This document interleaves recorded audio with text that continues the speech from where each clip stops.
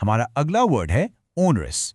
तो ये जो वर्ड है ऑनरस, ये एक एडजेक्टिव है। सिंपल भाषा में कहें तो एक विशेषण। और इसका मतलब है कोई भी ऐसी चीज़ या काम जिसमें ना बहुत ही ज़्यादा मेहनत लगे, बहुत ट्रबल हो या डिफ़िकल्टी हो, बेसिकली कुछ बहुत ही बोझिला या थका देने वाला।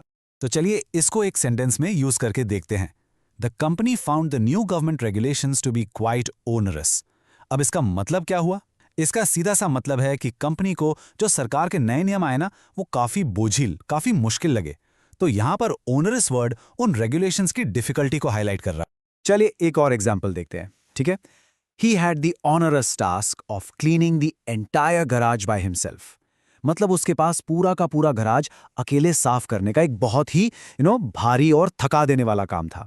तो जब भी आपको कोई काम बहुत ही मेहनती सा लगे तो आप उसके लिए ओनरस टास्क फ्रेज यूज कर सकते हैं।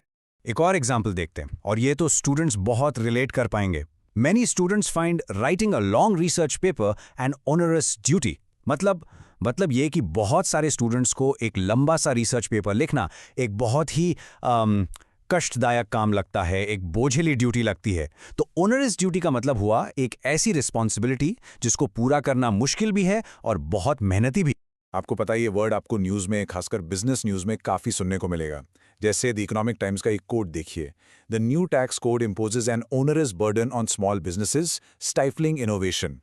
इसका मतलब है कि जो नया टैक्स कोड है वो छोटे बिजनेसेस पर एक बहुत ही भारी बोझ, एक ओनरस बर्डन डाल रहा है, और इस बोझ की वजह से उनकी इनोवेशन यानी कुछ नया सोचने और करने की जो पावर है वो रुक रही है।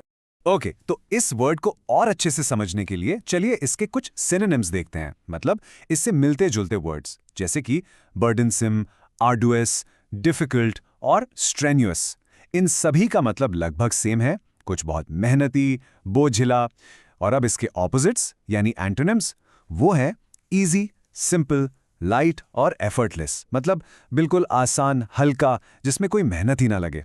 तो अब आपको क्लियर हो गया होगा, जब भी कोई काम, कोई ड्यूटी या कोई रूल आपको बहुत ज्यादा मुश्किल और थका देने वाला लगे, आप उसके लिए ओनरस वर्ड का यूज कर सकते हैं। बस आज के लिए इतना ही, मिलते हैं नेक्स्ट वीडियो में। Happy learning, bye bye.